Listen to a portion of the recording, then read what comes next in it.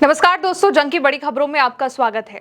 लगातार ईरान की ओर से जंग का ऐलान किया जा रहा है। ईरान ने अपनी सेना को तैयार कर लिया है। दूसरी तरफ नेतन्याहू के बेटे को जान से मारने की साजिश हुई है। ये बात इजराइल से ही सामने आई है।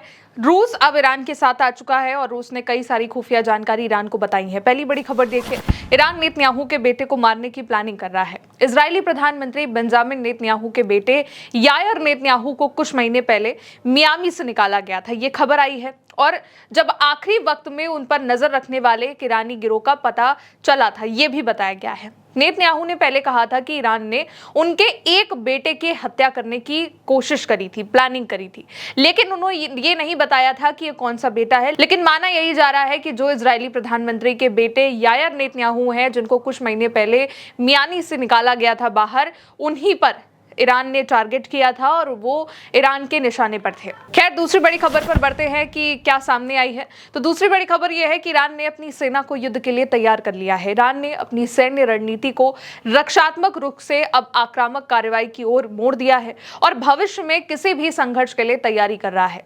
जो ईरान की सेना की प्रवक्ता है, उन्होंने बुधवार को प्रकाशित एक इंटरव्यू में मेहर समाचार एजेंसी को यह जानकारी दी। मोहम्मद अक्रमीनिया ने कहा कि अब इस नए दृष्टिकोण में त्वरित प्रतिक्रिया, पूर्व नियोजित कार्रवाई और नए उपकरणों एवं रणनीतियों का उपयोग शामिल है। आक्रमणिया ने कहा कि हमने अपनी सैन्य रणनीति को आक्रामक रणनीति की ओर मोड़ दिया है। कहा कि भविष्य में किसी भी युद्ध में ईरान के सशस्त्र बल नए उपकरण, नई रणनीतियां और नए क्षेत्रों का उपयोग करेंगे। यह भी कहा कि अगर ईरान पर हमला होता है तो संभावित लक्ष्यों में क्षेत्र में ऊर्जा और संचार अवसंरचनाएं शामिल होंगी।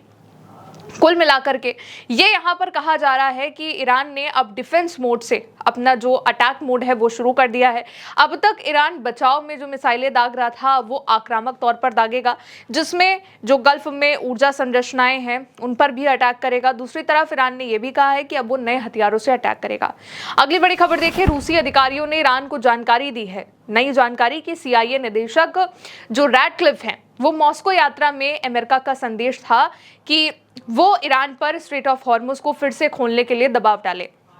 यानी कि अमेरिका रशिया पर दबाव बना रहा था कि वो ईरान से कहे कि स्ट्रेट ऑफ हॉर्मुज खोले, और चेतावनी दी कि वरना रूसी संस्थाओं और ऑपरेशन इकोनॉमिक आउटकास्ट के तहत सैंक्शन लगाए जाएंगे। ब्रीफिंग की जानकारी रखने वाले दो वरिष्ठ ईरानी सूत्रों के मुताबिक रूस ने इनकार कर दिया और ईरान को बताया कि धमकी भरे उपायों का प्रभाव सीमित होगा। संदेश में यह भी चेतावनी दी गई थी कि अगर मॉस्को इन चैनल को बंद करने के लिए कदम नहीं उठाता है तो ईरानी तेल, सोना और विमान से जुड़े रूसी बैंकों, व्यापारियों और शिपिंग संस्थाओं पर इस ऑपरेशन के तहत सैंक्शन लगाए जाएंगे।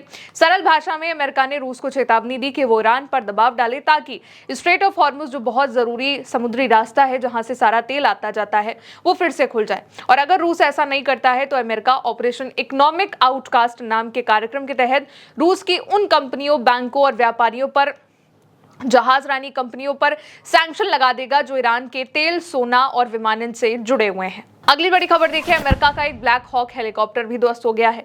25 अगस्त को डेनवर के पश्चिम में नियमित प्रशिक्षण के दौरान अमेरिका की सेना का एक ब्लैक हॉक हेलीकॉप्टर जो है वो विमान दुर्घटना का शिकार हो गया। हेलीकॉप्टर में 4 लोग सवार थे। किसी के घायल होने की कोई खबर सामने अब तक नहीं आई है।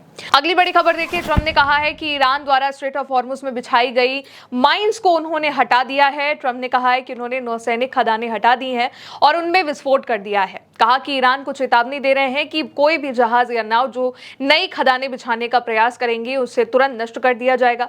ट्रंप ने यह भी कहा है कि अमेरिका पिकैक्स माउंटेन और ईरान के पहले नष्ट किए गए 3 अन्य परमाणु स्थलों पर नजर रख रहा है, यानी कि वो जगह जहां पर ईरान का परमाणु है, न्यूक्लियर है, वहां पर भी उनकी नजर है, और खास करके पिकैक्स माउंटेन को लेकर के। अगली बड़ी खबर पर बढ़ते हैं। अमेरिका द्वारा ईरान के खिलाफ छेड़े आर्थिक युद्ध में गल्फ के देश अमेरिका का साथ नहीं दे रहे हैं। अभी अभी मिली खबर है जिसके मुताबिक ऐसा लगता है कि अमेरिका को ईरान के पड़ोसी देशों को तेहरान के खिलाफ अपने सैंक्शन अभियान में शामिल करने में परेशानी हो रही है।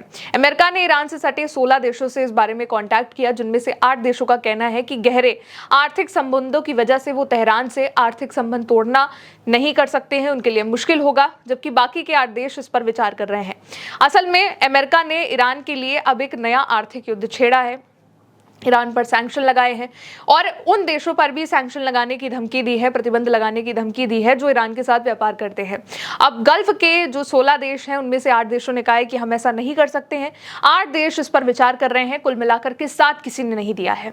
अब अगली बड़ी खबर देखिए, अमेरिका ने अपने आर्थिक डी-डे प्लान से भी हटने की तैयारी कर ली है और बदले में ईरान से स्ट्रेट ऑफ हॉर्मुज खोलने को कहा है। अल अरेबिया के मुताबिक पाकिस्तान द्वारा दिए गए एक नए अलग प्रस्ताव में वरिष्ठ सूत्र का हवाला देते हुए कहा गया है कि अमेरिका ने ईरान द्वारा स्ट्रेट ऑफ हॉर्मुज खोलने और उसके प्रॉक्सी द्वारा किए जा रहे हमलों को रोकने के बदले में ऑपरेशन इकोनॉमिक आउटकास्ट को रद्द करने, सारे सैंक्शन हटाने और अमेरिका की नेवल ब्लॉकेड खत्म करने का प्रस्ताव रखा है। हालांकि ईरान की शर्तें अपरिवर्तित हैं। अमेरिका द्वारा $300 अरब का मुआवजा, सारे अमेरिका के सैंक्शन को पूरी तरह हटाना, ईरान की सारी जब्त संपत्तियों की रिहाई, अमेरिकी नेवल ब्लॉकेड की समाप्ति और पूरे इलाके में अमेरिका के सैनिकों की वापसी, लेबनान, गाजा सहित एक व्यापक क्षेत्रीय युद्ध विराम।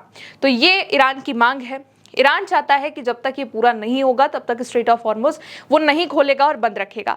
अब जब पाकिस्तान के जो चीफ हैं वो वहाँ पहुँचते हैं, तेहरान में सेना प्रमुख पहुँचते हैं, तो वो अमेरिका का एक प्रस्ताव रखते हैं ईरान के सामने, जिसमें अमेरिका ये चाह रहा है कि ईरान स्ट्रेट ऑफ हॉर्मुज को खोल दे, बदले में अमेरिका वहां से अपनी नेवल ब्लॉकेड को हटा देगा, साथ ही वो जो आर्थिक युद्ध छेड़ रहा है ईरान के खिलाफ सैंक्शन लगाने वाला, उसको भी खत्म कर देगा। लेकिन ईरान का मानना यह है कि जब तक उसकी फ्रीज की गई संपत्ति को नहीं छोड़ा जाता है, उसको मुआवजा नहीं दिया जाता है, पूरे रीजन में जहां पे भी युद्ध चल रहे हैं, खास करके लेबनान में, उसको नहीं रोका जाता है, तब तक वो हॉर्मुज नहीं खोलेगा। और जब तक ईरान के आसपास से जो क्षेत्र है वहां से अमेरिका की सेना की वापसी नहीं होती है तब तक। अब एक और आखिरी बड़ी खबर, ईरान के इस्फहान शहर के दक्षिण में कई इलाकों में स्थानीय समय अनुसार वहां पे दोपहर 1 बजे कई सारे धमाके सुनाई दिए हैं। कहा जा रहा है कि नियंत्रित विस्फोटों की आवाज सुनी गई है। इस्फहान प्रांत में तैनात इस्लामिक रेवोल्यूशनरी गार्ड कॉर्प्स यानी IRGC ने इस बात की जानकारी दी है। IRGC ने बताया है कि धमाकों की आवाजें सोपहान और बहेस्तान के इलाकों के आसपास के क्षेत्रों में सुनी जा सकती हैं। अब ये धमाके किसी हमले को लेकर के नहीं है, ये भी क्लियर हो चुका है। कुल मिलाकर के एक तरफ रशिया ने ईरान को एक जानकारी दी है कि कैसे अमेरिका रशिया पर दबाव बना रहा था कि वो ईरान को स्ट्रेट ऑफ हॉर्मुज खोलने पर मजबूर करे, वरना अमेरिका ने धमकी दी कि वो रूस की कंपनियों पर सैंक्शन लगाएंगे जो कि ईरान के साथ व्यापार करती हैं। लेकिन रशिया इसके खिलाफ खड़ा हो चुका है। दूसरी तरफ गल्फ के जो देश हैं वो भी अमेरिका के इस आर्थिक डी-डे प्लान में हिस्सा नहीं दे रहे हैं, जिसकी वजह से अमेरिका भी इस प्लान से पीछे हटता दिखाई दे रहा है और पाकिस्तान के जरिए उसने ईरान के आगे एक नया प्रस्ताव रखा हुआ है। और एक और बड़ी खबर यह भी है कि अमेरिका का एक ब्लैक हॉक जो हेलीकॉप्टर है वो क्षतिग्रस्त हो गया है, क्रैश हो गया है, ध्वस्त कहा जा रहा है हो गया है। लेकिन ईरान ने अपनी सेना को फिलहाल तैयार कर लिया है और अब उसने कहा है कि अब वो डिफेंस से आक्रामक हथियार जो है उनसे हमला करेगा और अब ईरान पीछे हटने वाला नहीं है। फिलहाल आगे के जो भी अपडेट होंगे आप तक पहुंचाते रहेंगे। आप देखते रहिए उल्टा चश्मा यूसी। मेरा नाम है गौरी वर्मा। नमस्ते।